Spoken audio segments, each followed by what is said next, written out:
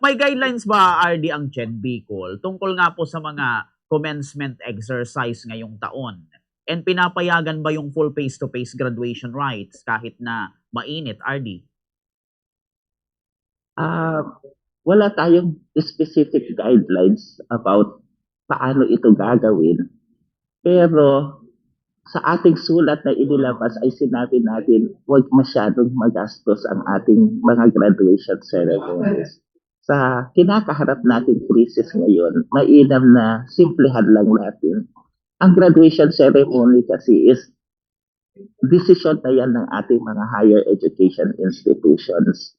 At tungkol naman sa issue na masyadong mainit, siguro ang pagpipili ng tamang venue, tamang oras, kung saan gaganapin ang graduation ay mainam at mahalaga para naman maiwasan ang mga ganitong sitwasyon, lalo nga napakataas talaga ng heat index natin ngayon dito sa Bicol region. Okay po. Dito, RD, ano po ang posisyon ng CHED kung magdesisyon ang isang school na gawing virtual ang graduation dahil nga sa heat index o baka may sama ng panahon? Bawal ba yun, RD, or pwede naman? Hindi natin ipinagbabawal ang virtual graduation.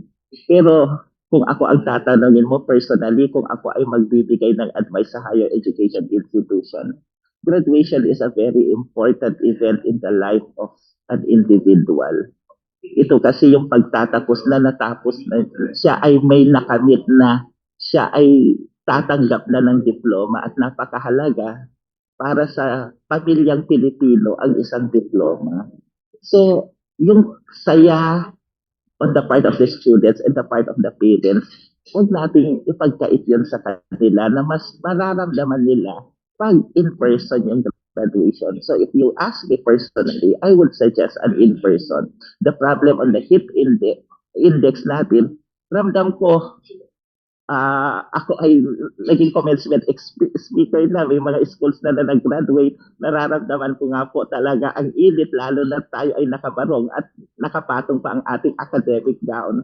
Pero tinitiis mo natin yon dahil gusto natin makasama at mabati ng personal ang mga nagsipagtapos sa ating mga paaralan. So for me, if you will ask me, medyo mainit nga, kaya yan natin bigyan ng solusyon, pero iba pa rin kasi ang pakiramdam na ikaw personally at hindi virtually ang pagtanggap mo ng yung diploma.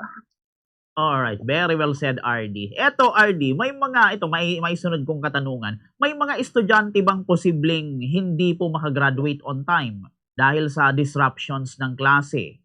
Ano ang remedy po ng CHED para sa kanila, RD? The disruption of classes ay hindi directly siya ang reason kung bakit hindi makagraduate ang estudyante. Hindi nakakagraduate ang estudyante sapagkat hindi pa niya natapos ang academic requirements na nire-require ng kursong kanyang kinuha. So kung naipasa niya naman lahat ng kanyang mga subjects, there's no reason for us na hindi makagraduate ang mga estudyante. So itong disruption na ito, for example, nagkaroon tayo ng shift into online learning, wala siyang gadget, it's very important to talk with the school, sa school officials. Sabihin mo ang iyong kalagayan. Sabihin mo ang kalagayan mo sa iyong teacher that you do not have this gadget. And kaya siya tinawag na flexible learning, ay tayo ay magkakaroon ng flexibility at iangkop natin yan sa sitwasyon ng ating mga estudyante. This should not be the concern of the student. Problemahin niya saan siya maghiram ng gadget, saan siya makikonnect ng wifi. Tayo dapat as a school ay meron tayo dapat ready na imumungkahi na gawin ng estudyante para nang sa gayon walang dahilan para hindi niya matapos o maipasaman ang kanyang subjects. Okay po. Eto pa, RD, pinapayagan po ba ng CHED ang online defense ng thesis at yung OJT alternatives para hindi po ma-delay ang graduation ng 4th year, Sir RD? Pinapayagan natin ang online defense ng thesis. Wala namang problema dyan. As long as nagkakaintindihan ang panel at ang dumidepensa.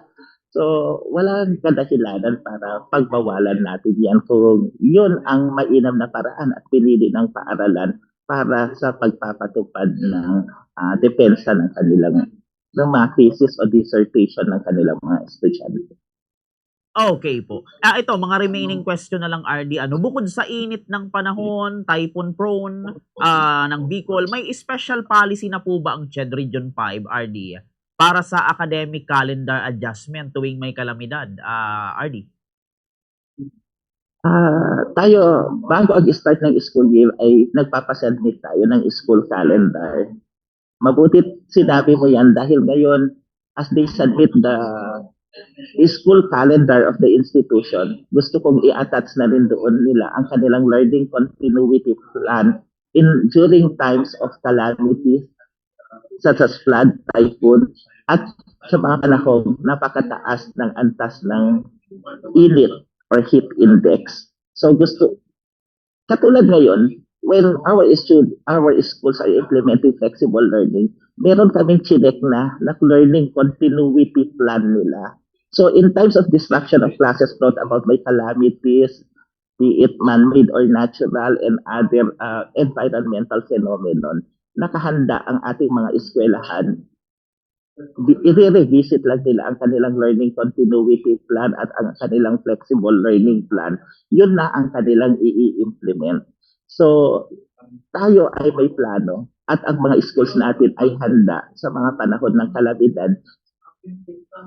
Mataas na antas ng init sapagkat meron tayong pinahanda sa kanila na learning continuity plan. So, wala pong kaso. Nakita nyo naman, biglang nagkaroon ng crisis, wala naman naka-anticipate dito, pero nakita nyo, walang major disruption sa klase natin. The shift was very easy for us. May konting issue lang sa mga gadget at connectivity na kaagad naman nating pinagtuunan ng pansin through coordination with local government units at sa ating DICT.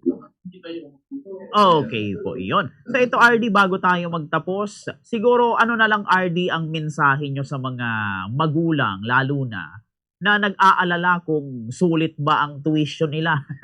Kung puro na lang online class, tapos virtual pa yung graduation. Ano yung mensahe nyo sa kanila, RD? Leave it to the Commission on Higher Education. Trabaho po namin na mag-monitor ng pag-aaral ng mga anak. We at the Commission on Higher Education ay ginagawa po namin puspusan at sincero ang aming trabaho sa pagmo-monitor sa ating mga higher education institutions. Patuloy po tayo nakikipag-dialogo. Nag-schedule na nga ako ng pag-uulay,